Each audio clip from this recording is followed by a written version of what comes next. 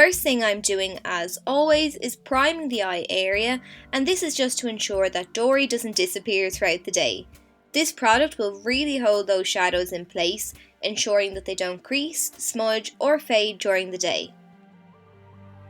I've used a MAC paint pot, so before I move on to my shadows, I'm going to set that base in place with a face powder. Next, I'm taking a piece of sellotape, and I don't want this to tug on my skin, so I've just pressed it on the back of my hand a couple of times so that it's not extremely sticky, and then I'm placing it on the outer corner of my eye, and instead of lining it up with the tail of my brow, I'm angling it in slightly towards my arch. Once I've that tape in place, I'm then taking this light grey eyeshadow and adding a light wash of it into the crease, and I'm just doing this before I go in and add detail with my pencil brush.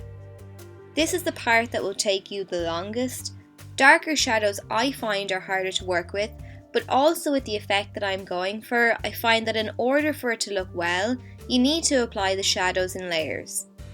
Today's look has a cut crease effect, but generally I find that by starting out with the lighter colours and building up to the darker ones is going to give you the best end result that you could hope for. At the moment, I'm adding a couple of different shades of grey and then blending as I go, and I'm starting with a small amount of product on my brush too and building up the intensity, and if you apply your shadows in this way, you'll be less likely to over apply and make mistakes. Using those two previous shades helps the black eyeshadow go on a little easier and not as much blending is required. This is due to the fact that we already have that gradual fade of grey up into the crease. If you blend out a black eyeshadow, it'll fade to a greyish colour anyway, so this way may take a little longer, but I definitely find it makes life a little easier.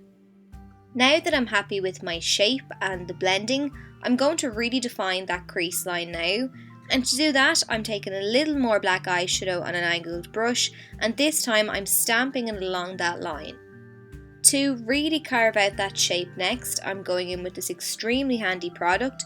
It's a Corrector pen from Penneys or Primark. It's a little scratchy on the skin, but it does the job, and I'm just using it to remove any eyeshadow below that crease line that I've created. Moving on to the lid now, I didn't have an eyeshadow that was a Dory blue, so I'm layering two eyeshadows to get the colour I want. I'm starting off with this light blue first and packing it all over the eyelid, and then I'm going in with this deeper shade of blue, and this is a metallic finish, so it'll give a nice pop to the blue, but it won't be overpowering as I've layered it over a matte eyeshadow. Next up is liner, and this is always a two-step process for me. I begin with a felt tip eyeliner pen and map out my shape, and then once I'm happy with how that looks, I take my liquid liner and just fill in that outline, and the liner turns out perfect every time. I have a more detailed video on eyeliner and I'll pop that in a card above.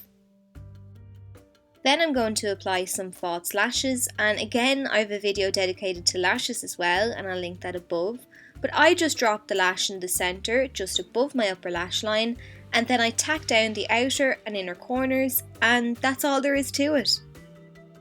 My favourite part of this look is the little pop of yellow, and to make that yellow really vibrant I'm adding a white base first.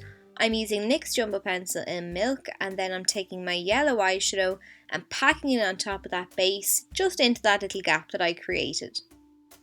For the lower lash line, I'm just keeping it really simple and pressing some black eyeshadow from the outer corner all the way into the tear duct, and then I'm softening the edges with a pencil brush.